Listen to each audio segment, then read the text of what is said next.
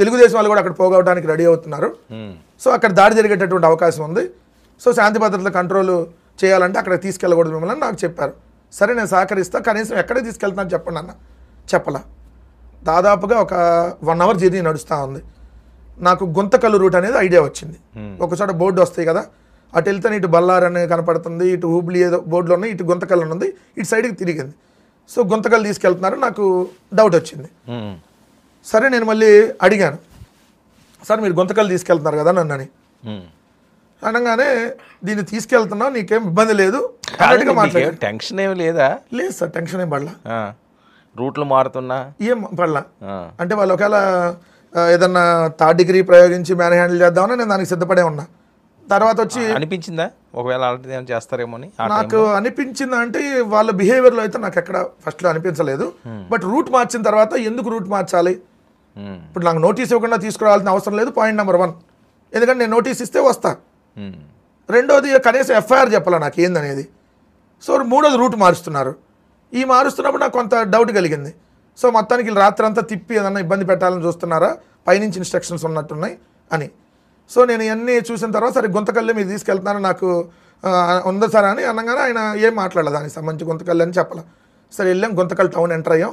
Lunch break లేదా మరి మధ్యలో లంచ్కి ఒక చోట వాళ్ళు లంచ్ అంటే వద్దన్నా నేను లంచ్ వద్దంటే లేదు తినండి ఏదన్నా అన్నారు. లేదంటే ఇందాక బ్రేక్ఫాస్ట్ చేశా కదా నాకు తినే మూడు కూడా లేదన్న.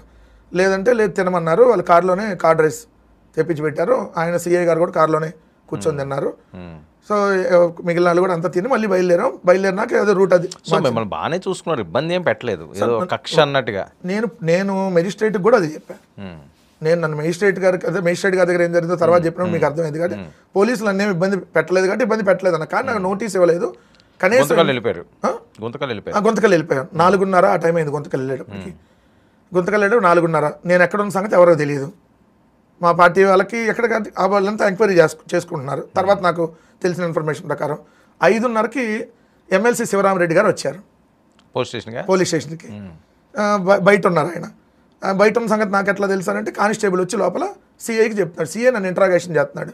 గుంతకల్లు సిఐ ఈయనే నన్ను తీసుకెళ్ళిన CI Guntakal sub division officer మన గుంతకల్లు డిఎస్పీ ఆఫీస్లో నన్ను ఎంక్వైరీ చేస్తున్నారు. పెద్ద రూమ్ అది. డిఎస్పీ గారు లేరు, ఎందుకంటే ఆ రోజు చంద్రబాబు నాయుడు గారు సత్యసాయి దానికి సంబంధించి వస్తారు. నెక్స్ట్ రోజు పిఎం గారు వస్తున్నారు కాబట్టి మొత్తం పోలీసులు అంతా అక్కడ ఉన్నారు. లేదంటే డిఎస్పీ ఆధ్వర్యంలోనే జరిగేది విచారణ. సో డిఎస్పీ గారు లేరు, సిఐ ఉన్నాడు అక్కడ. సిఐ నన్ను తీసుకెళ్ళిన సిఐ ఇంకో కానిస్టేబుల్తో అన్ని రాసుకుంటున్నాను నేను చెప్పినవి అన్ని. ఆ వీడియోకి సంబంధించి క్వశ్చన్ అడిగారు. క్వశ్చన్ నెంబర్ 1 నేను ఆన్సర్, మళ్ళీ క్వశ్చన్ నెంబర్ 2 ఆన్సర్, అట్లా ఒక 10 క్వశ్చన్స్ ఎన్నో ఉన్నాయి అడిగారు. అడిగి జగనన్న కనెక్ట్స్ అనే వాళ్ళకి A2గా పెట్టాం, మీరు A1 అన్నాడు. ఎఫ్ఐఆర్ కాపీ అడిగితే ఇవ్వాల. ఎఫ్ఐఆర్ కాపీ అక్కడ కూడా ఇవ్వాల నాకు. జగనన్న కనెక్ట్స్ ఎవరని అడిగారు. మా అఫీషియల్ సోషల్ మీడియా అని చెప్పా. ఎవరు రన్ చేస్తారని అడిగారు. నాకెట్లా తెలిసింది ఎవరు రన్ చేస్తారు? ఇప్పుడు నేను నా డ్యూటీ ఏందో నా అంతవరకు తెలిసిద్ది.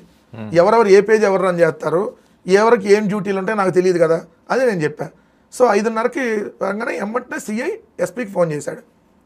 సార్ ఇట్లా ఎమ్మెల్సీ శివరామరెడ్డి గారు వచ్చారు వైఎస్ఆర్సీపీ అని. ఏది ఈయన రాగానే కానిస్టేబుల్ వచ్చి లోపలికి చెప్పాడు. బట్ వాళ్ళు ఎవరిని లోపలికి రానిలా, అందరు గేట్ బయటే. నన్ను లోపలికి ఎవరిని నన్ను కలవడానికి ఎవరిని రానిలా. సో దాని తర్వాత కొద్దిసేపటికి పెద్దారెడ్డి గారు వచ్చారు తాడిపత్రి నుంచి. వాళ్ళకి ఇన్ఫర్మేషన్ రీచ్ అయిపోయింది గుంతకల్లు తీసుకొచ్చారని. అంటే ఎంక్వైరీ చేసుకుంటారు కదా, సో ఎక్కడెక్కడికి వెళ్తుంది అనేది. రెండోది ఏంటంటే ఆ వెహికల్ నెంబర్ని కూడా ట్రాక్ చేశారు మా వాళ్ళు. ఆ వెహికల్ నెంబర్ని కొద్దిగా లేటుగా ట్రాక్ అయింది. ఎందుకంటే వెహికల్ నెంబరు సీసీటీవీలో రికార్డ్ అయింది. కింద కమ్యూనిటీలో తీసుకెళ్ళేటప్పుడు ఆ సీసీ కెమెరాలో వెహికల్ రికార్డ్ అయింది. ఆ వెహికల్ నెంబర్ చూసి ఈ వెహికల్ ఎక్కడెక్కడ దాటింది టోల్ గేట్ అని కూడా మా పార్టీ వాళ్ళు ఎంక్వైరీ చేశారు. అంటే వెంకటరెడ్డి అనే అతను అరెస్ట్ చేశారు, చేసి వీళ్ళు ఎక్కడికెక్కడ తిప్పుతారో అని చెప్పి అంతా మా పార్టీ వాళ్ళు కూడా దాన్ని ట్రాక్ చేసి సో పలానా రూట్కి తిరిగిందని కూడా మా వాళ్ళకి ఐడెంటిఫై అయింది. అందుకని ఇమీడియట్గా గంటలో రాగలిగారు వెహికల్ నెంబర్ పట్టుకొని. సో వచ్చారు.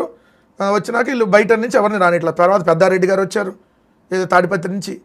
అనంతపురం జిల్లా అధ్యక్షుడు 4 సార్లు ఎంపీ చేసిన అనంత వెంకటరామరెడ్డి గారు ఆయన వచ్చారు.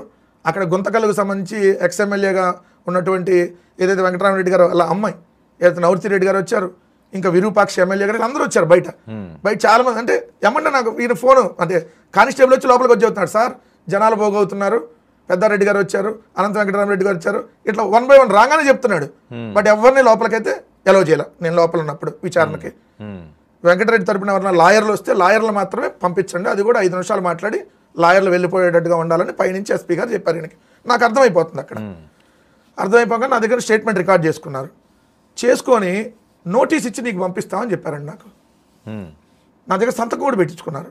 ఓకే, ఒక డేట్ ఇలా అంటే ఏ రోజు నాకు నోటీసు అంటే మళ్ళీ నేను విచారణకు రావాలనేది డేటు పైన అధికారులు చెప్పి నాకు వేసుకుంటావు, నువ్వైతే సంతకం పెట్టండి, నేను పెట్టేసి అంటే నమ్ముతాం కదా. అవును, అంటే నిన్నేమి మెజిస్ట్రేట్ దగ్గరకు పంపమనేది వాళ్ళు నాకు చెప్పింది. ఎస్పీతో మాట్లాడుతున్నాడు, వెయిట్ అంటున్నాడు ఆయన. అట్లా 1 గంట 2 గంటలు కూర్చోబెట్టారు వర్మ గారు అక్కడే. 4:30కి అక్కడికి నేను లోపలికి వెళ్తే గుంతకల్లులో విచారణకు లోపలికి తీసుకెళ్తే నన్ను 9ంటికి బయటికి తీసుకొచ్చారు. ఈ లోపు 8 గంటల దాకా ఏదైతే వీళ్ళు నన్ను మెజిస్ట్రేట్ దగ్గర తీసుకెళ్తామన్న సంగతి చెప్పలా. మా లాయర్లు వస్తే లాయర్లకు కూడా చెప్పలా. లాయర్లు వచ్చి కలిసారా? ఇద్దరు లాయర్లు లోపలికి వచ్చారు. సో 2 లాయర్లు లోపలికి వచ్చినా 2 లాయర్లకు సంబంధించి కూడా వాళ్ళకి ఇన్ఫర్మేషన్ కూడా చెప్పలా. సో ఇన్ఫర్మేషన్ చెప్పలేదు. చెప్పకుండా వాళ్ళు మా లాయర్లు చెప్పారు, సార్ మీరు ఇది రిమాండ్కి తీసుకెళ్ళినా చెల్లదు, మీరు పెట్టినటువంటి సెక్షన్లకి సంబంధించి ఇది సోషల్ మీడియాలో లేదంటే ఇట్లా మాట్లాడాడంటే దాని మీద కేసే ఉంటుంది, అనవసరంగా మీరు చేయొద్దని అంటే సిఐ ఏం మాట్లాడలే. సో సిఐకి ఫోన్ వచ్చిందండి మళ్ళీ ఎస్పీ దగ్గర నుంచి. ఎస్పీ ఇతన్ని మేజిస్ట్రేట్ దగ్గరకు తీసుకెళ్ళండి, ఎట్టి పరిస్థితుల్లో ఇతనికి రిమాండ్ పడాలని చెప్పాడు.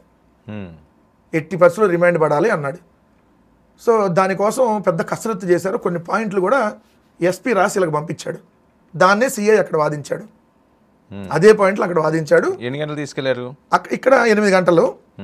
తర్వాత బయట జనాలు అందరూ ఉన్నారు, మొత్తం జనాలందరూ బయట ఎదుర్కొంటా తీసుకెళ్లారా? అందరి ముందు తీసుకెళ్లారు. వాళ్ళ లెవెల్ లోపలికి ఓన్లీ ఒక 4-5 ఇంపార్టెంట్ లీడర్లు మాత్రం లోపలికి అలౌ చేశారు. బయట పబ్లిక్ని దాదాపు 70-80 మంది పోలీసులు ఉన్నారు బయట.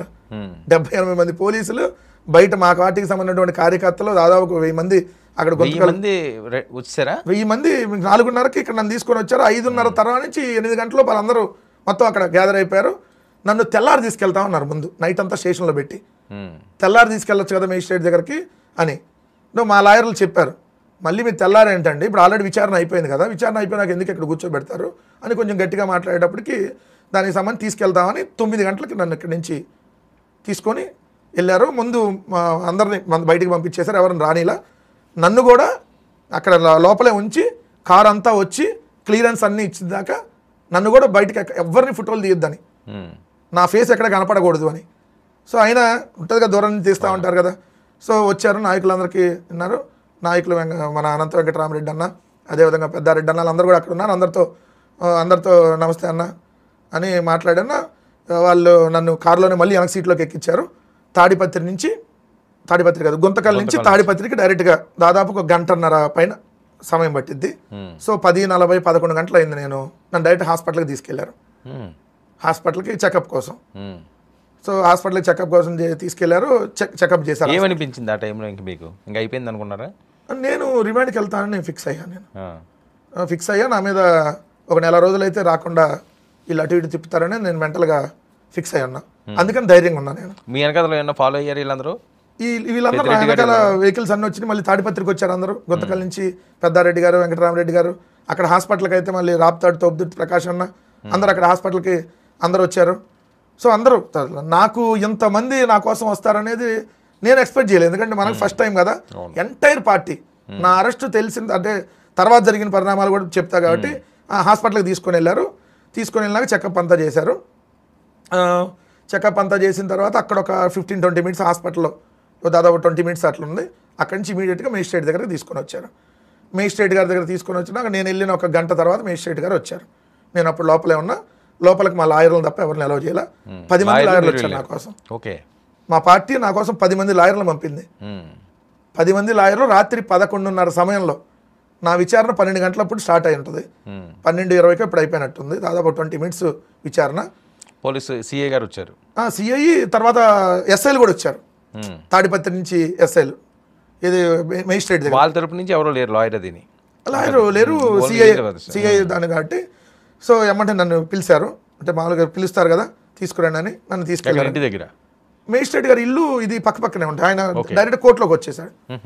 ఆ కోర్టుకి వచ్చేసారు. వెనక పక్క ఇల్లు ఉంటుంది, నడుచుకుంటూ రావచ్చు. ఆయన వచ్చాడు అక్కడి నుంచి. ఆయన రాగానే నన్ను పిలిచారు. పిల్లగానే నన్ను ఫస్ట్ క్వశ్చన్ ఏం అడగలేదు. ఈలోపు నాకు ఒక చేతికి సంతకాలు అన్నీ పెట్టించుకొని నాకు ఒక డాక్యుమెంట్ ఇచ్చారు వీళ్ళు, ఎవరు పోలీసులు. ఏంటంటే ఎఫ్ఐఆర్ కాపీ. అని నోటీసు. నన్ను అరెస్ట్ చేసినట్టుగా ఎవరొకరికి ఇన్ఫామ్ చేయాలి కదా, ఇన్ఫామ్ చేసినట్టుగా మీరు ఎవరొకళ్ళ పేరు చెప్పండి, మీ వాళ్ళు ఎవరైనా వచ్చారు ఎక్కడికని అడిగారు. ఎస్ మా ఫ్రెండ్ నరేందర్ రెడ్డి అని నెంబరు, అది ఫోన్ నెంబరు అది నరేందర్ రెడ్డి, నా ఫోన్ వాళ్ళ దగ్గరే ఉంది కదా, దాంట్లో సేవ్ చేసిన నరేందర్ రెడ్డి నెంబరు చెప్తే అతనికి ఫోన్ చేసి ఆధార్ కార్డు డీటెయిల్స్ తీసుకొని సో అతనికి మీ ఫ్రెండ్ని ఇట్లా అరెస్ట్ చేసామని తీసుకెళ్తున్నాం అన్నాడు. అప్పుడు ఇన్ఫామ్ చేశారు. ఏది దాదాపు 10-10:30 సమయంలో రాత్రి నైట్, ఏది తీసుకెళ్ళి దారిలో ఉన్నప్పుడు అతనిది ఉంది. అతని పేరు కూడా అతను కూడా సంతకం పెట్టించుకున్నారు. తర్వాత నాకు అప్పుడు డాక్యుమెంట్ ఇచ్చారు కదా, మేజిస్ట్రేట్ గారు వచ్చారు. వచ్చినాక సిఐని పిలిచారు, నేను సిఐ అందరం వెళ్ళాం. లాయర్లు కూడా ఉన్నారు, లాయర్లు అందరూ కూర్చొని ఉన్నారు. ఎప్పుడు ఎఫ్ఐఆర్ కట్టారని అడిగాడండి మేజిస్ట్రేట్ గారు. సిఐని ఎప్పుడు ఎఫ్ఐఆర్ కట్టారన్నారు. నిన్న కట్టామండి ఎఫ్ఐఆర్ అన్నాడు. నిన్న ఎఫ్ఐఆర్ కట్టి ఈరోజు అరెస్ట్ చేశారా అన్నాడు. అవును సార్ అన్నాడు. మీరు